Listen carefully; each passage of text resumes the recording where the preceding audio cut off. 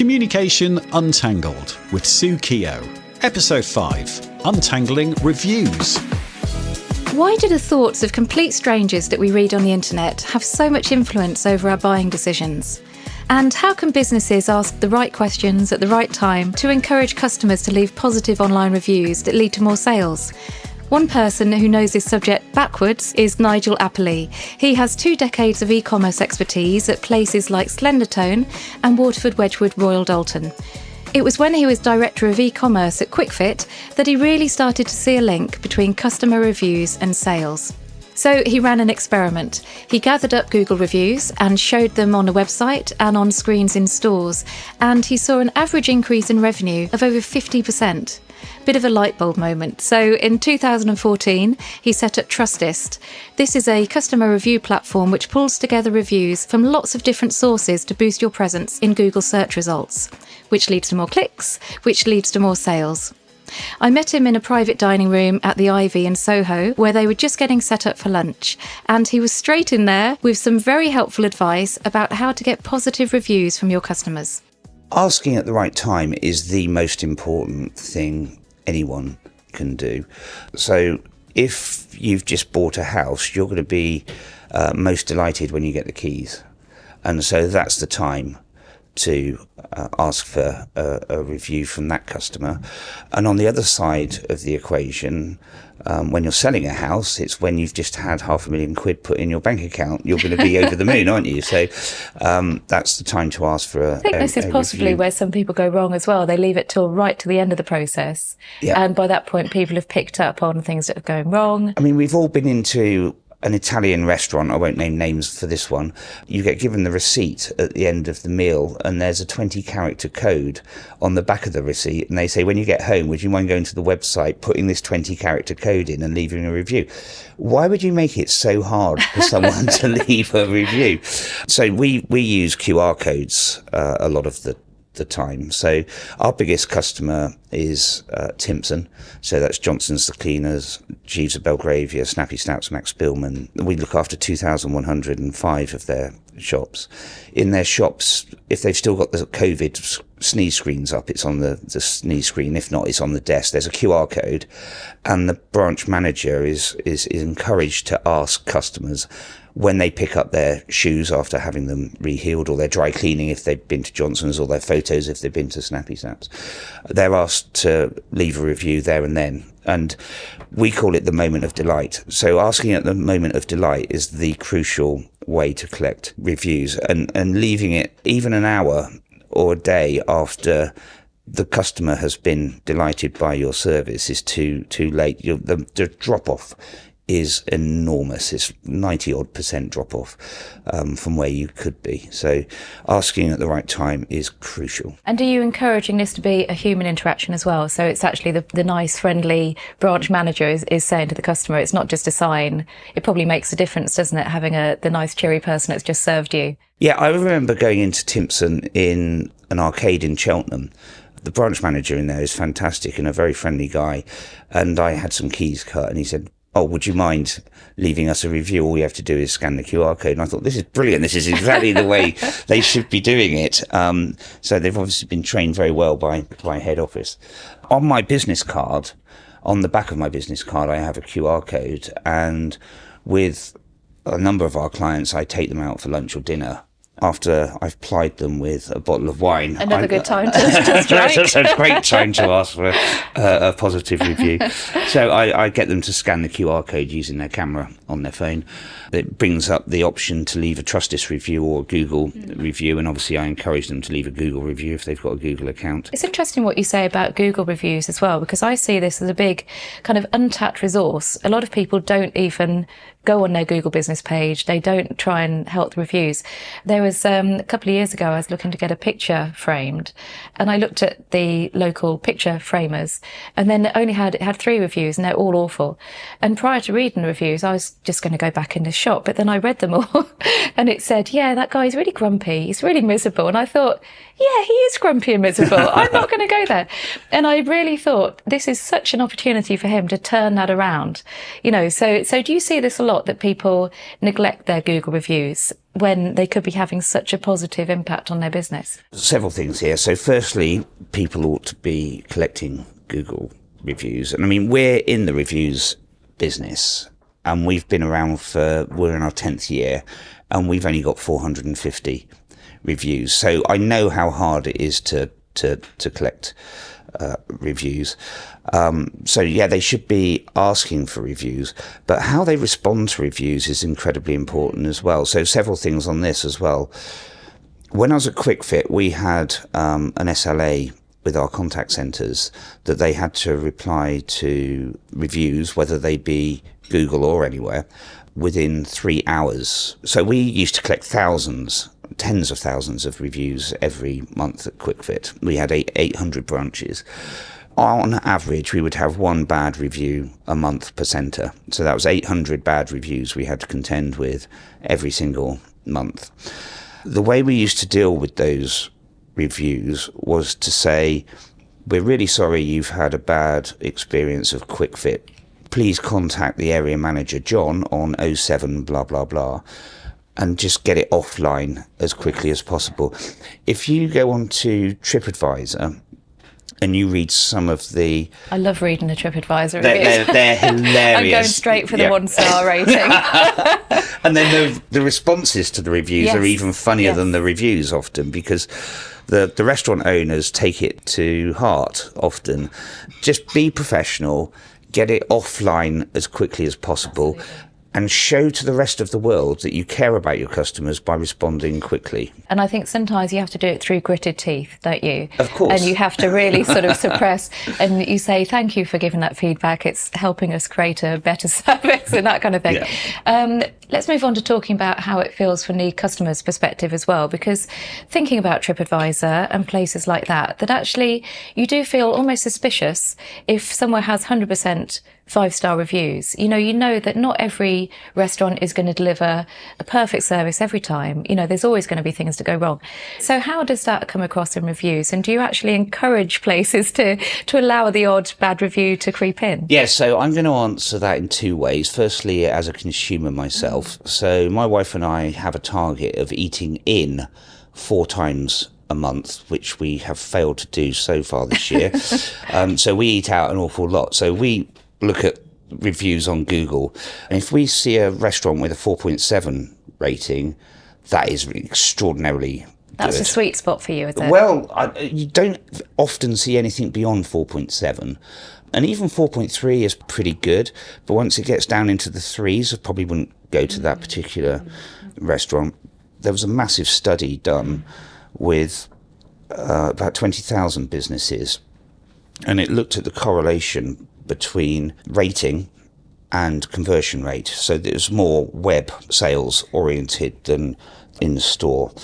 But it showed very clearly that if you had anything from 2 till about 4, the conversion rate was about 2%. And then it jumped up to about 4% once you got to 4.9. 4.7 and 4.8 was still pretty good as well, but as soon as it got to 5, it dropped back down closer to 3.5. So 5 out of 5 is definitely not where you want to be in terms of website conversions, because it just looks too good to be true. And I always make the joke when I'm doing a pitch that I've been trying to get a bad review out of our customers for years, because we're a 5 out of 5 business. But yeah, it's really interesting that you've got that dip off at 5 out of 5, and really the best score you can have is 4.9 out of 5. Talking of 5-star reviews, someone who doesn't always attract them is the airline Ryanair. I just checked, and on TripAdvisor they only get 3 out of 5, which is not so good. But the funny thing is, Ryanair just don't care. They're so used to getting negative reviews that they actually use them as a selling point for the brand. The message is, well, if you want cheap flights, what do you expect? It's not a luxury service, stop moaning. And for so many other brands, this would just destroy their reputation. Let's think back to 1991. There was that famous speech by Gerald Ratner, the CEO of jewellery chain Ratner's, in which he described some of their products as total crap. The value of the organisation promptly dropped by £500 million. But Ryanair have taken the idea of negative comments and really run with it. Take a look at their TikTok. They spend a lot of time mocking customers, taking their complaints word for word and turning them into amusing memes. They even create whole ad campaigns based on bad reviews, like the one from 2023, which had big bold text saying things like, "Martha just endured a $24.99 flight to Malaga. Never again," showing Martha happily bobbing around in a pool in a giant pink inflatable flamingo. It's all done with so much confidence and so much humour that it works, but I really can't think of any other brand who could be so snide about their customers and get away with it. But what they're doing here is so clever. You could strip their core messaging right back to just 2 words: cheap flights. You could even strip it back to 1: cheap. And they hammer this message home at every single touch point, online, offline, when you're on board, to the point that even if you do get bad service, or if the flights actually do cost more than they would have done with a rival airline, you still come away thinking, well, that was an absolute bargain.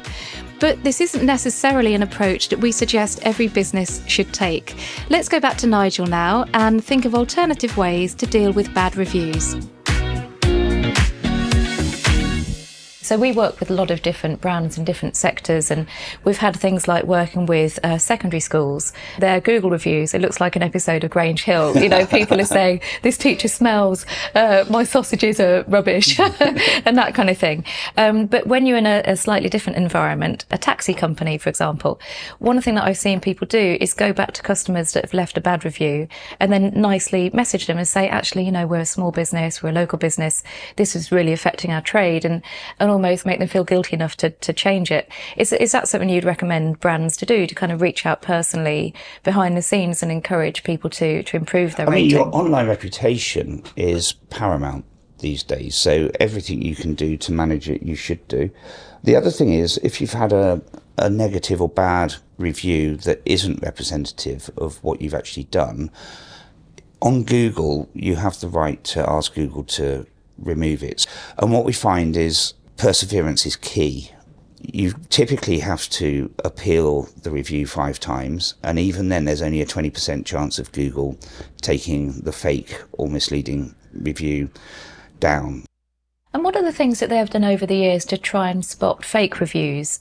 Or you get those reviews farms where it's just churning out loads of reviews all over the place and people have never really, you know, experienced a product or a service.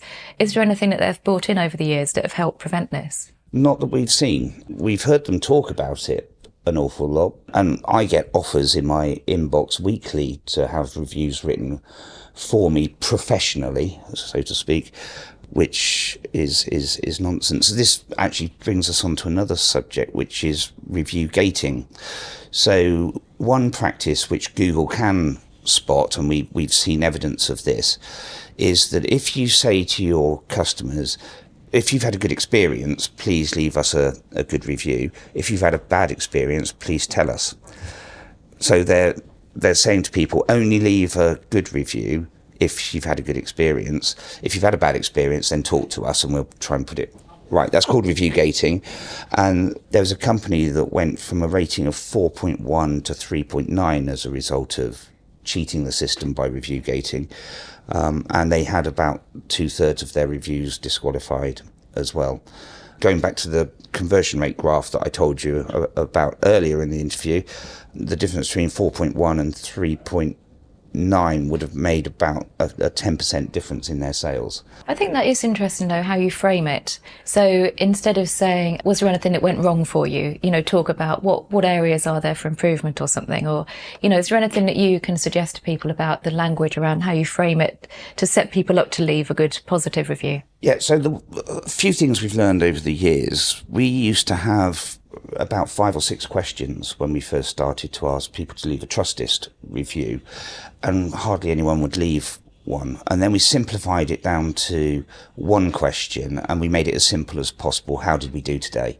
Right. And that's the question that is the default question for all Trustist reviews now.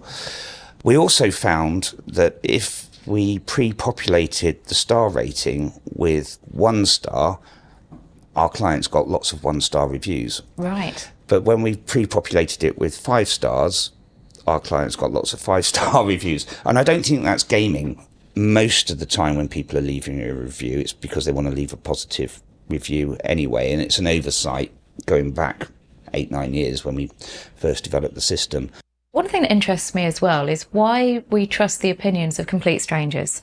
So if I'm looking at a skirt on Marks and Spencer's, for example, and another woman leaves a review saying that it was too tight on her, then I think, oh, it's a bit tight. But for all I know, she might be a foot taller than me, 2 foot wider than me. Why do I trust her opinion instead of the brand? Because the brand is only going to tell you the positives. When I had my camera business, I would shout about the megapixels and the optical zoom and the factual things that were going to encourage people to buy the camera. I wouldn't mention that it had a plastic lens as opposed to a Carl Zeiss glass lens, because that wouldn't encourage people to buy it. However, consumers buying those products or receiving a service or whatever are more likely to tell you the truth. Which is why, according to Bright Local, 88% of people will read reviews before making a purchasing decision these days. Is there any difference in age groups on this? So the way that older people are receptive to reviews versus younger people that have grown up with the internet and reviews and they've seen them all around them all the time? 80% of 18 to 30-year-olds have written online reviews. 41% of over 55 have written online reviews, so it slopes off with age. And the other stat is the older a consumer is, the more likely they are to leave a positive review. And having at least 5 good quality reviews on your website can increase the likelihood of a sale by 270%. Wow. We know how the we think we know how the Google algorithm works, and what Google doesn't want to see is 100 reviews on the 1st of January and then nothing for the rest of the year. So when you're launching a new product or service, instead of trying to get all your mates to do it at once, at least asking once a week is a bit more helpful, perhaps. Or asking one at a time and just sitting with them and saying, come on, what you should encourage your customers to do is to describe your service as well. So when people are doing discovery searches in Google, if you're a health and safety consultant, if someone's written health and safety consultant within the review as well, that will help Google understand your business and will help your rankings. So that's certainly something you should be thinking about doing. Yes, because I think one barrier that I see sometimes as well is that people are quite happy to do a review, but they're not really sure what to say. And so I see this say on LinkedIn, when you ask people to give you a testimonial, then people are really keen to do it, but then they think, oh, I don't really know what to say. So then they leave it. And like you were saying earlier, the moment passes. So I always suggest to people, well, just give people like 3 bullet points and say, if you could just say that we're really well priced, we deliver on time, we whatever. Is that something you suggest to people as well, to kind of help them phrase it? We don't. We concentrate more on the timing of it. So asking at the moment of delight. You may have a point there though, so maybe we should be mentoring our clients a bit better with that. But if you've got the timing right, you're going to get the review. We're talking very much about online reviews at the moment. Reviews have been going on way before this, haven't they? Yeah, they have. I mean, all the way back from, if you think about people writing letters to the Times, or when I was doing all my radio stuff a few years ago, we would get the green biro letter written in about our Wednesday night programme. But it must go back further than this. Yeah, so I've got a stat for you here as well. Fantastic. Yeah. So the earliest recorded review was chiselled on a clay tablet. Chiselled, yeah, in 1750 BC. Oh.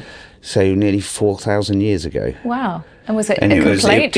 was a complaint by a customer called Nanny, who was unimpressed, apparently, by the service and the copper ore he received from his supplier called E. Nazir. Yeah. I hate that when my copper ore isn't, good quality. Yeah, it's a bummer, isn't it? Yeah. So, and I find it interesting how it makes everything a little bit more kind of peer-to-peer. It levels the playing field. So whereas previously, if you think about the advertising, big advertising campaigns like, say, the 8 out of 10 cats prefer whiskers and that kind of thing, even though that was a review, effectively, that you were trusting, it was still a brand telling you that. Do you think the way that we trust reviews has changed? Or maybe back in the 70s and 80s, we were still thinking, yeah, okay, well, if the brand is telling us that, it must be true. Do you think we trust reviews differently now? So I used to be global head of e-commerce for Slendertone, and that 86% of 20 people on makeup adverts used to wind me up, because that's no data at all, is it?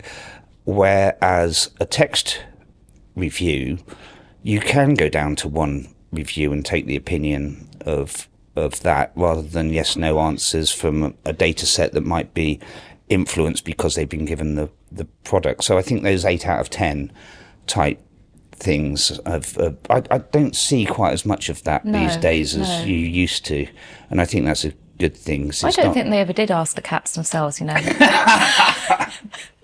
But no, that's a really good point, because one well-written review that you know is really authentic and from a genuine person is going to just do so much for your business, because people know it's authentic.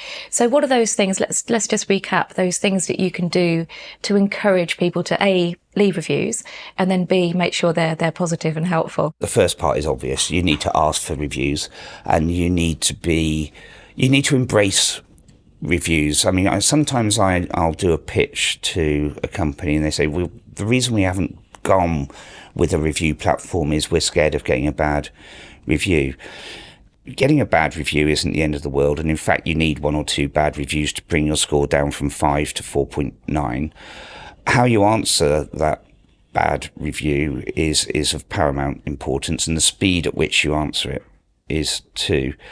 I know I've said it several times, but you have to ask for a review. Yeah, people don't realise. Yeah, you don't think to do it. It almost feels like you're being pushy in some way. And even if you get a 3 or a 4 star review and there is something you need to change in the way you deliver your service or product, you're not going to know unless you ask to be told. So yeah, you might start off with 3 and 4 star reviews, but your aim should be to start collecting 5-star reviews, which should reflect the way you deliver your business. One thing that I hope stands out in this episode is the importance of social proof. This can come in lots of different forms, from comments on social media platforms to the customer reviews that you see on Amazon, Airbnb and eBay.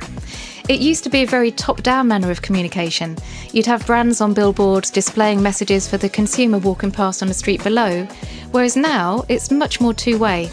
And think how Uber have turned the tables to the extent that passengers are given a rating too. I think the main thing to remember as business owners and brands is that you do have some control over the situation. Your customers are out there anyway talking about you, so if you take a head in the sand approach, you're missing a golden opportunity to use this feedback to create a better product or service. How you ask for and how you respond to negative feedback is critical, and you might just turn that frown upside down. Thank you so much to Nigel Apperley from Trustist for sharing his wisdom on reviews for this episode of Communication Untangled. And to Rob Burney from Made by DBM for his 4.7-star editing and production throughout the series. I've got a few handy links for you now, so to find out more about Trustist, head to the website, that's trustist.com, trustist.com, and to book a demo, it's trustist.org/Chris Consultation. I'll pop both these links in the show notes too, so it's nice and easy. And you'll find these at my company website, sookio.com/podcast, sookio.com/podcast. I'd love you to subscribe, and if you left a glowing review on your preferred podcast platform, that would be very welcome indeed.